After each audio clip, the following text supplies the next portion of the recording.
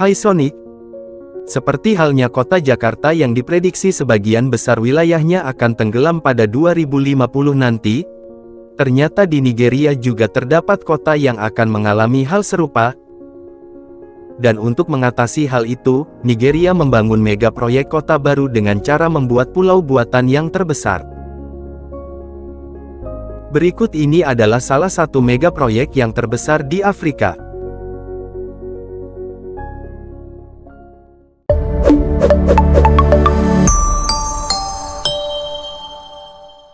Pulau buatan biasanya dibentuk oleh reklamasi lahan untuk tujuan tertentu.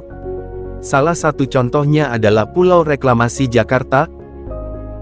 Kegiatan reklamasi yang direncanakan mulai tahun 2003 tersebut, sedikit terhambat karena Kementerian Lingkungan Hidup menolak reklamasi Pantura ini.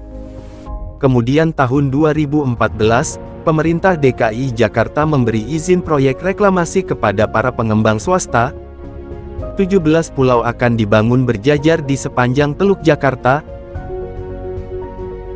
Namun izin pembangunan proyek pulau reklamasi di Teluk Jakarta ini, akhirnya dihentikan di era kepemimpinan Gubernur DKI Jakarta, yaitu Anies Baswedan pada tahun 2018. Kendati demikian, Anies tetap melanjutkan 4 pulau reklamasi yang terlanjur dibangun, meliputi perencanaan pembangunan dan pengembangan prasarana untuk kepentingan publik. Awal rencana reklamasi Pantura yaitu terbentang sepanjang 32 km, dengan mengambil lebar dari bibir pantai ke arah laut sejauh 1,5 km. Area reklamasi ini sangatlah luas yang mencapai 5.152 hektar, dengan tujuan membangun kawasan baru untuk kawasan pemukiman, perindustrian, serta berguna juga untuk menahan pasang surut air laut. Hal yang serupa juga terjadi di Afrika. Lagos ialah kota terbesar di Nigeria dan merupakan ibu kota Nigeria hingga tahun 1991.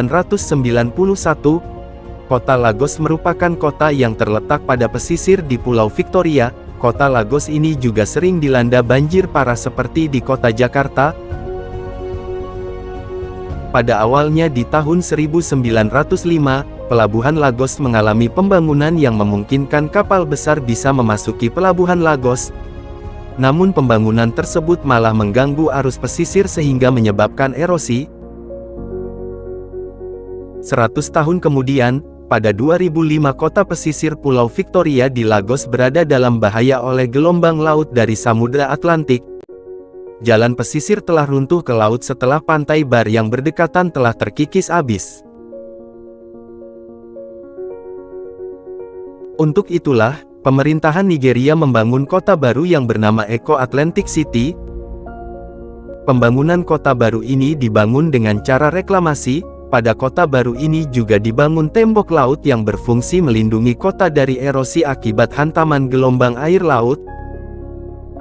Sedangkan untuk biayanya, pembangunan kota baru ini menghabiskan biaya sebesar 6 miliar US dollar atau setara dengan 87 triliun rupiah. Dan dana tersebut berasal dari perusahaan swasta serta para investor. Gagasan untuk membangun Eko Atlantic ini pertama kali dikemukakan oleh pemerintah Nigeria pada tahun 2003. Kemudian pada tahun 2008 pembangunannya mulai dikerjakan di mana nantinya kota baru ini akan memiliki luas 10 km persegi. Pihak developer juga memperkirakan kalau kota ini akan membutuhkan waktu lebih dari 30 tahun dikarenakan proses pembangunannya terhambat. Hal ini akibat terjadinya resesi pada Nigeria di pertengahan tahun 2014 yang lalu.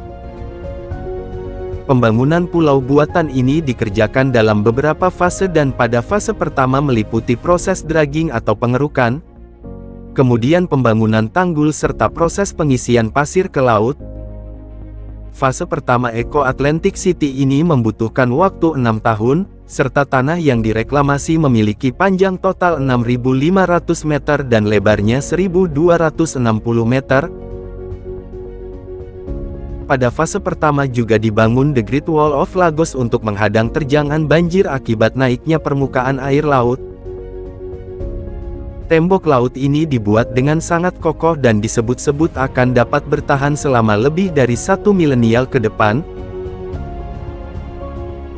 Sedangkan untuk fase kedua direncanakan memakan waktu sekitar 2 tahun, pada fase kedua meliputi pembangunan jalan raya, pembangunan sistem drainase, serta pembangunan pembangkit tenaga listrik.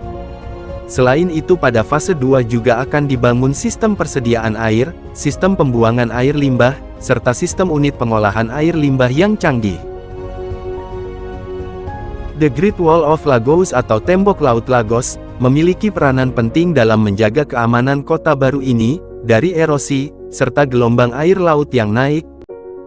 Tembok laut ini didesain khusus oleh insinyur kelautan dari Belanda, yang ukurannya memiliki panjang 8,5 km, lebarnya 45 meter dan tingginya 18 meter.